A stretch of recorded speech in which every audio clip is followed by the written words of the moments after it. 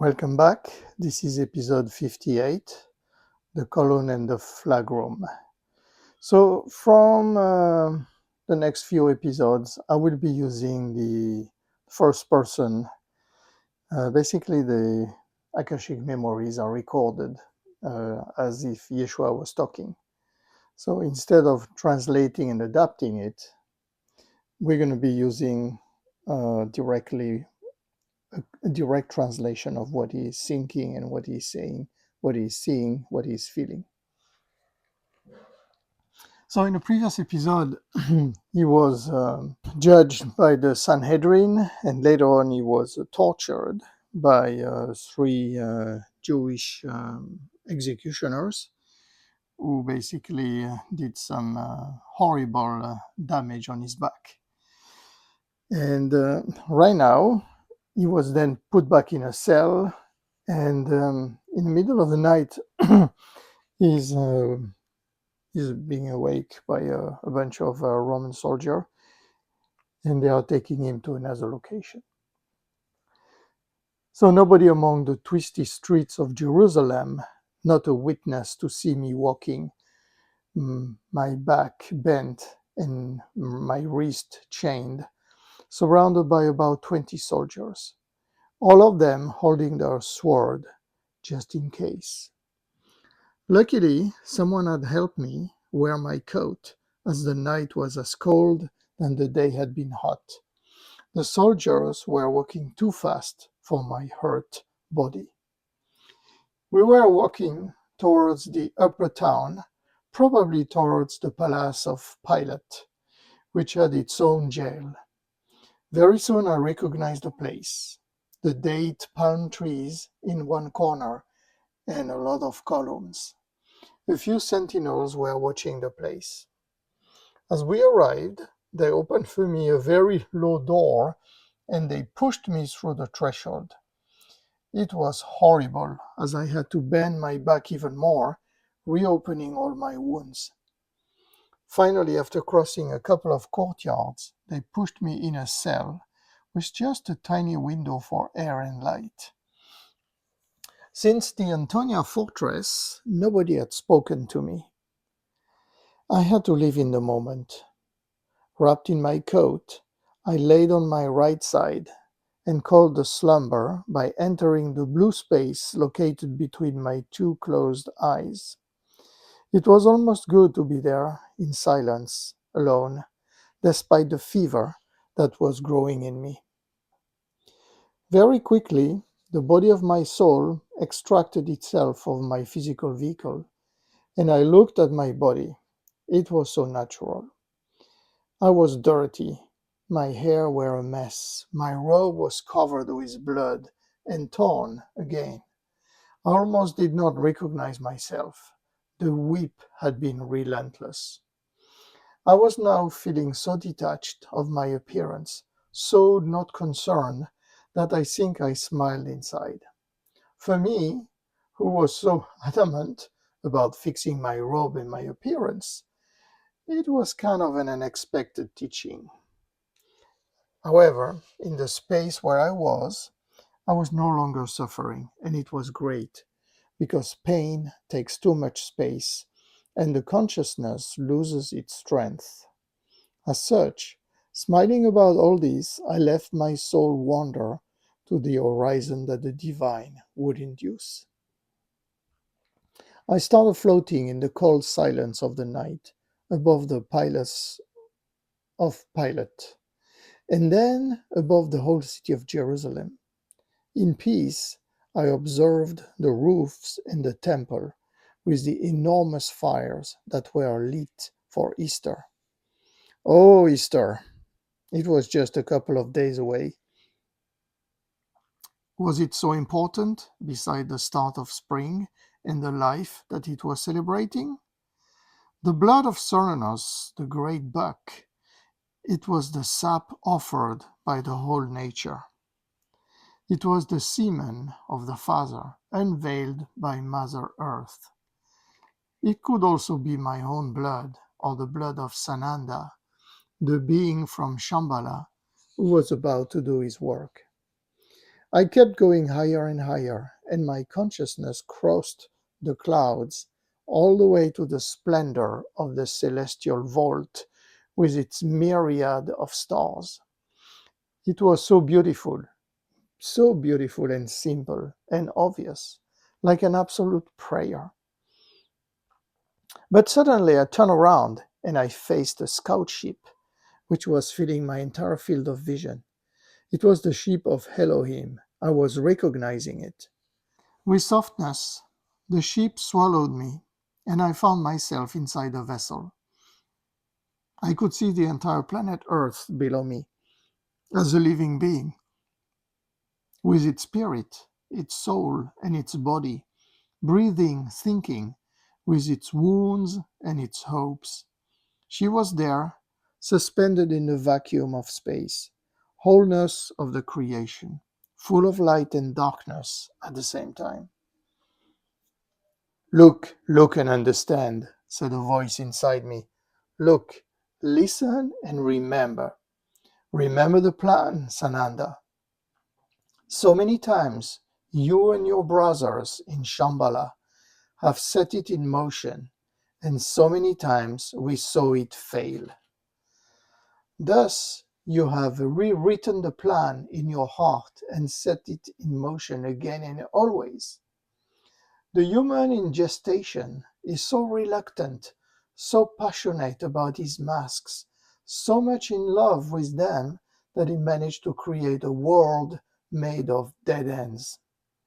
Finally, with the density of his sadness, he has polluted and saturated the subtle air. The voice stopped, and I thanked Elohim for what he just showed me so clearly.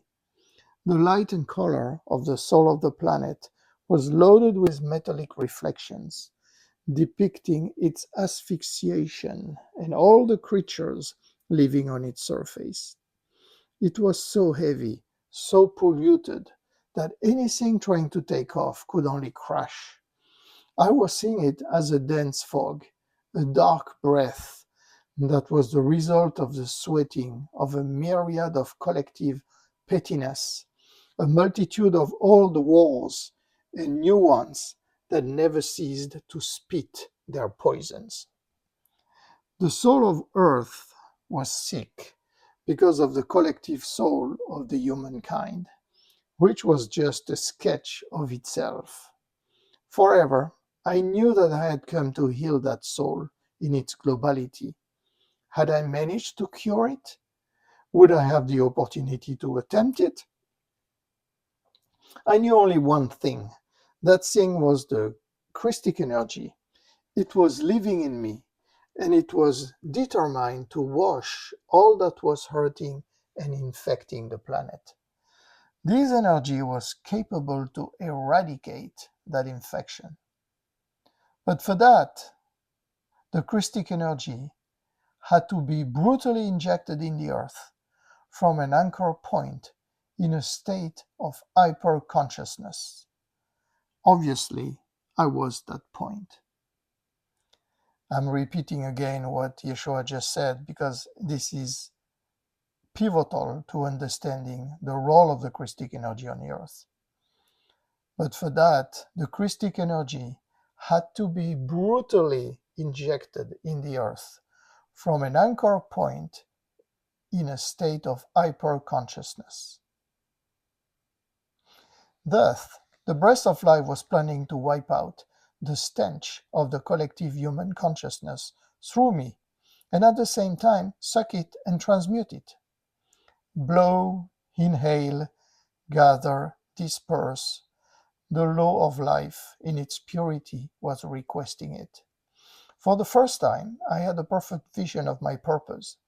The last piece of the puzzle was being put in place, and that could only signify my death. Unless Elohim did something. That was it. The expression of the divine needed a jump board, not to alleviate each man and each woman of their responsibilities and their intimate baggage of the wanderings, but to offer them the hope that they may cross the threshold free from the heavy load of past times, since the end of Atlantis, and perhaps even before Atlantis. Still out of my body and floating above the planet Earth, disturbed by this humanity in a state of suffocation, I cried abundantly. This has never happened to me. My tears were immaterial, in truth, because I could not have said it if it was for sadness for a world close to drowning, or tears of joy for the jumboard of healing that I would bring until the extinction of my strength, if needed. I stayed a long time in space, contemplating the planet, even if time does not mean much up there. However, at the bottom of a cell, I had to answer to the cruel requests of a necessary illusion. When I re entered my body in the cell, fever was in full force. I was shivering. The day was advanced, and I could hear orders and organized steps outside. A small garrison of pilots was probably training in the courtyard.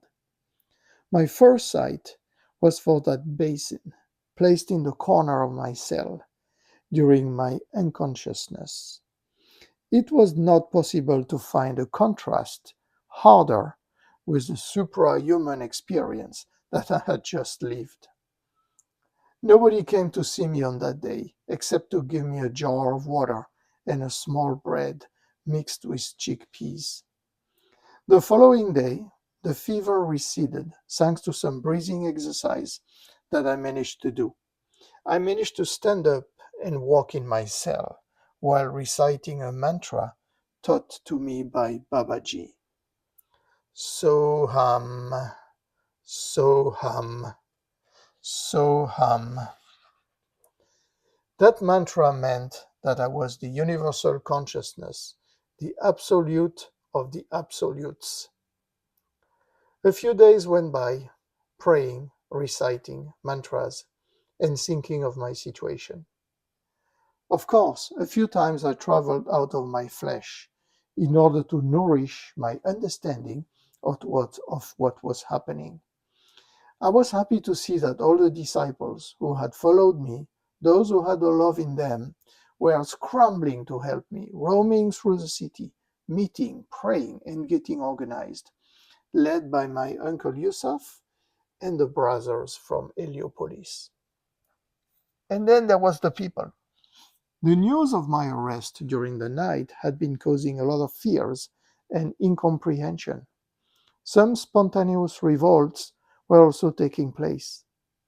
By checking the hearts of the people, I realized that the zealots and the Iscaries were not participating to these revolts. Since I was not going to embrace their cause, they were laying low. I thanked Hawun for that because I did not want the people to fight in my name. I had come for peace. I was also visiting my mother and Miriam. During their sleep, I was kissing them, so that when they wake up, they would have the memory of a hug, a smile, or a few words. One evening, I realized that I had been detained for a week. Something was certainly going to happen to change the situation and put an end to the silence of the authorities. It was becoming absurd and unbearable for all. At dawn, the door of my cell was open, and a few armed guards are taking me to a small courtyard, partially covered and surrounded by columns. I waited a long moment, facing a centurion who was trying to avoid meeting my eyes. Finally, a few soldiers are taking me to the main wing of the palace of Pilate.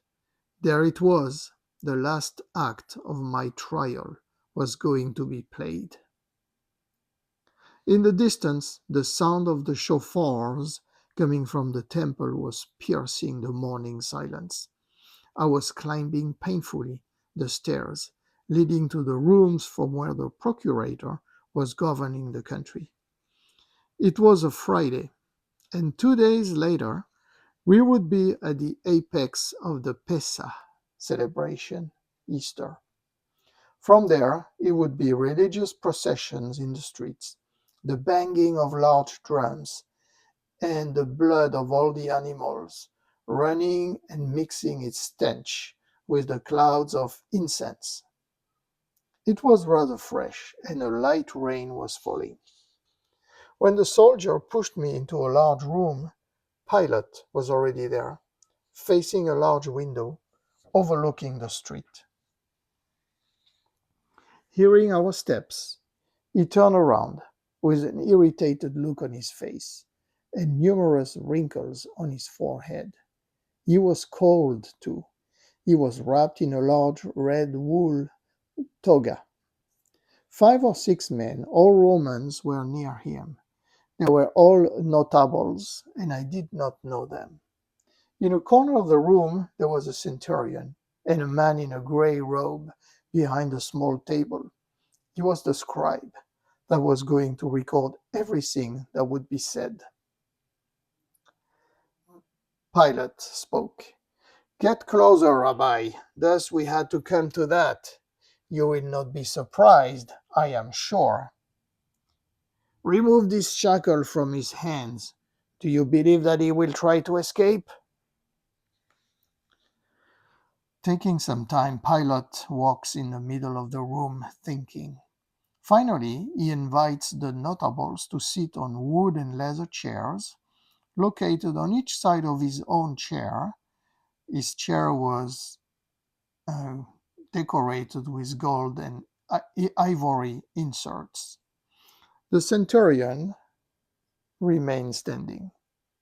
I suddenly recognized that centurion. It was the same one that had taken me to Procla 2 years ago, and with whom I had exchanged a few words in Tiberiad. His very clear eyes were easy to recognize, and his name was Caius Vorenus, a friend of Nicodemus, allegedly. The centurion is focusing his gaze on me, trying to make sure that I recognize him. Why was he here and not someone else? What was that, a secret sign from Procla? From Nicodemus? Pilate was very uncomfortable and probably knew that Vorenus had met me before. Pilate again speaking. "I have orders, Rabbi. Do you understand? I received a few days ago a letter from Rome. Caesar claims that you are guilty of sedition for the entire country and that you represent a threat for peace. I did my own inquiry, arrested a few people, interrogated them as he asked me to do. Everything matches. As far as the tribunal of your own people, you already know what the wise doctors of the law are thinking about you. Do you have anything to say?" I responded to him. "I would like to ask you, Procurator, of which peace are you talking about? And then, which wise doctors are you referring to? What is the peace, and what is wisdom?" At that point, Pilate stood up and cried, "Is it you who is asking questions now?" And I responded, "I can answer them if you wish. The peace? If you are referring to the peace of Rome, in truth, it seems very small. Like all the kings, it reminds me more of a truth, and in this way, it is of no interest to me. But perhaps Caesar is right, as I carry within myself a much larger peace that may effectively jeopardize the order of Rome." You see, when I use the word peace, I mean the word heart and also revolution of the souls. And I recognize that it is dangerous for all the kingdoms of this world because their logic can only work through the more and the less, the strong and the weak, dominance and submission. exactly like a wheel spinning on its axles for infinity. Pilate is irritated. Are you done, Rabbi? No, I also need to talk to you about wisdom, because it precedes peace. Wisdom builds peace by teaching the richness within the differences and the love of freedom. The Eternal, you see, gave us the freedom to be, the free will. In order for us to build a world, are we simply limiting ourselves to a country? And Pilate interjects, Stop it! I'm not one of your stupid disciples. As far as you, who are you in truth? I did not want to respond immediately to Pilate. I needed to grasp his gaze with his human spark that was suffering. Without too much difficulty, I managed to do it. In truth, you said, thus hear this. I am the one that lives. I am the one that lives. One of the notables who had said nothing up to now stood up and with his raised arm, Look, Procurator, we all heard him. This man just confessed to be the Messiah. Of all the people are waiting for him outside and throughout the country. Pilate, using a carefully measured voice, responded, What do you have to say to this, Rabbi? Huh? What do you have to say?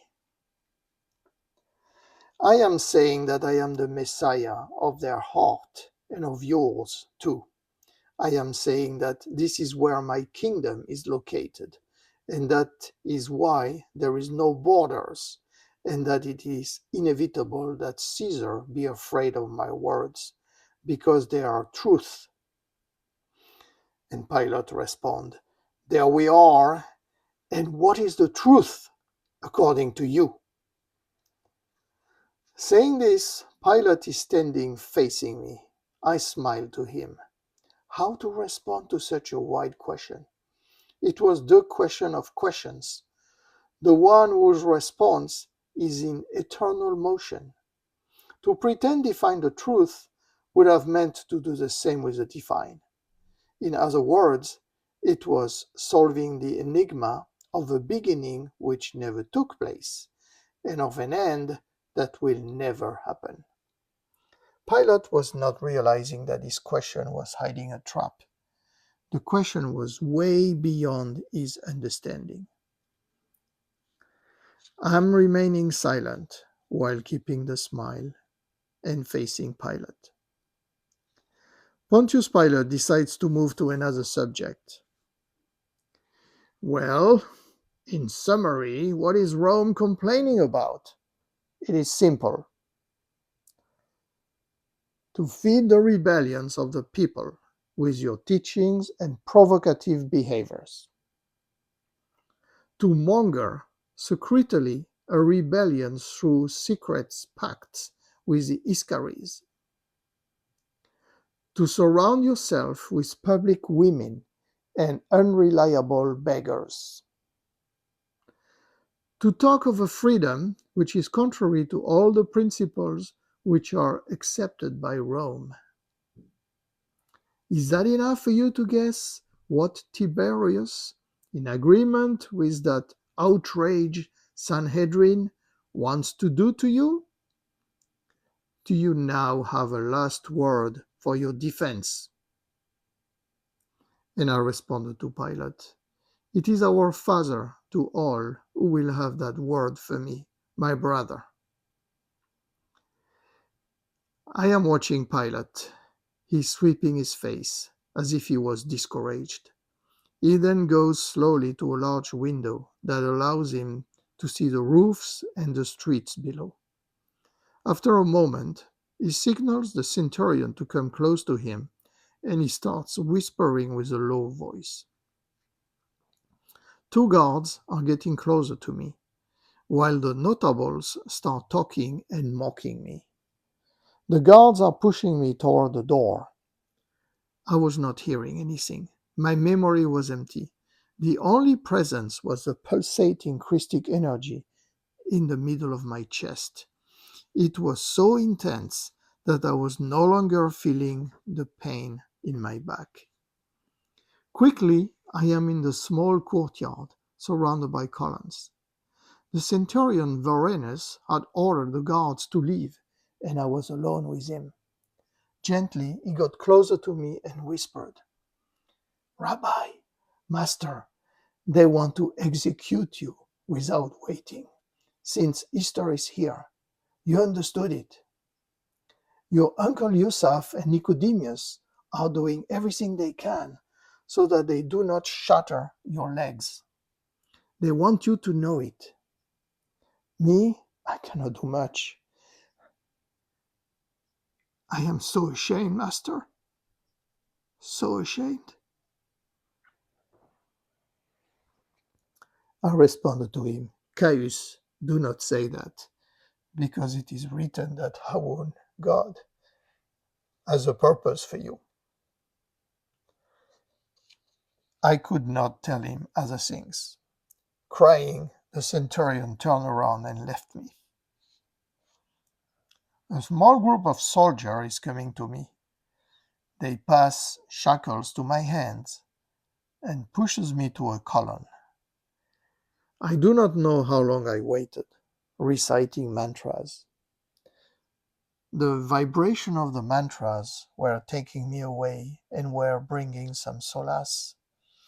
It was a way for me to escape what was in store for me, but my back was so painful. Finally, I hear the sound of a crowd coming from the adjacent streets. It looks like a large crowd had gathered around the palace. Soldier came to take me back into the building and pushed me on a terrace overlooking a large courtyard. A large crowd was gathered in that courtyard. 200 to 300 people were watching me while the soldiers were pushing me towards the railing. When the crowd saw me, the screaming increased. I realized that behind me, to my left, Pilate was standing, arms crossed on his chest. I looked at him with intensity, trying to understand what was going on. He made a gesture, and the deafening sound of the buccina came to calm the crowd. The voice of the procurator, raucous and trembling, was finally audible. "People of Jerusalem!" And then I did not hear anything other than my name and the name of Barabbas pronounced confusedly in an approximate Aramaic. My ears closed themselves, as if I was not supposed to hear of what I called later the sacred cruelty, the drama that was going to take place here. Even if my ears did not hear anything, my consciousness deciphered what was being said. It was an ambiguous game that Pilate was playing, a kind of wager on the life and death of two men. Each year, the Easter tradition allowed a criminal condemned to the crucifixion to be graced and released. In this case, it would be up to the people of Jerusalem to choose between Barabbas, the chief of the zealots, and me.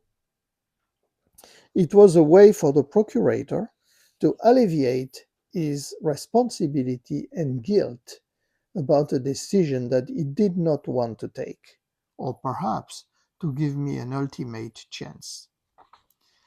I did not hear a response from the people of Jerusalem, but I understood it when the guard seized brutally my two arms. Quickly, I could see in the crowd the face of that zealot who a few months before had taken me to see Barabbas. He was there with a lot of the zealots and had won the wager with the insistence of their screams. It was a wild moment. because the injustice of the man was triumphing while allowing what must happen to take place. The horror of what was going to take place suddenly entered my flesh, paralyzing it, cold despite the Christic energy which was trying to blow my heart. It was bestial. I was going to be whipped immediately and then quickly crucified like a criminal. Something screamed inside me in silence. "Who are you, Father? A blood drinker?"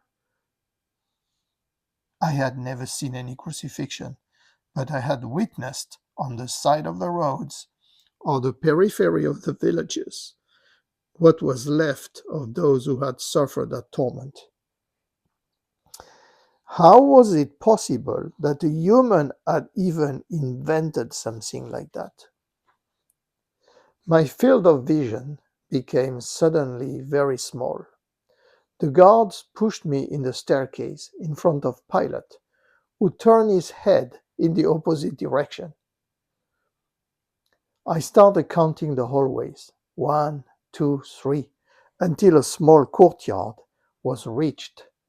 That courtyard was partially open to the city, and men and women were piling up to watch, controlled by Roman soldiers. In the middle of the courtyard, a single column was erected. Somebody had told me about its existence, and now I knew that I would be tied to it. Walking toward the column, I crossed the gaze of the centurion, Caius Vorenus. He was straight and dignified, but was suffering inside. What can I do? I am so small. Vorenus was not small. He simply ignored that small man. In a state of humility, can jump so high that they become ground. There was some fresh blood mixed with the dust on the ground, as well as on the side of the column. A man was likely tortured right before me. I was not really conscious of the moment when they attached me, standing, faced against the columns. They stripped me of my robe. I was naked in front of the crowd. I was praying, resolute to not cry under the blow of the whip. Although the morning was almost over, the sky was unusually dark and it was cold. The blow of the wind was sweeping the courtyard, and screams from the crowd could be heard. I opened my eyes, and turning my head, I could see the man who had tortured me before in the Antonia fortress. This time, however, they each had a flagrum in their hand, that whip with 3 threads of leather, equipped with the small bones of sheep or pieces of metal. I took a long breath, and inside me I called Elohim. Maybe he would arrive with his scout ship among the crowd and claim the absurdity of all these atrocities. Maybe. The first blow created a profound cut in my back and hit me with a wildness I had not imagined, forcing a scream out of my throat, contrary to what I had promised myself. Without being able to control it, my whole body started shaking and trembling. How could it escape my will? I had practiced so many exercises of renunciation and traveled beyond my body of flesh. How was that possible? A second blow hit me on the shoulders, while a third one tore open my kidneys. This time, however, no sound came out of my mouth. I had found the force to breathe in unison with what I was perceiving in my temples. My consciousness had dived to the top of my head to rejoin my Father. to accept the dream of the suffering, to get rid of it. I knew the secret. I needed to put in motion here immediately. A force blow cut my legs, leaving me hanging by the arms. I stopped counting the blows. I went away. From time to time, I could feel pieces of my flesh detach of my back, and the taste of blood was filling up my mouth. There was only my will to keep me conscious, my will and overall the vision of the eternal in my heart. And then, as if to express her disagreement, Mother Earth called hail over Jerusalem until all stones and dust were covered. Finally, 2 soldiers came to free me. I could barely stand on my feet. They placed my robe on my shoulders, and watching the ground, I realized how much my wounds had bled.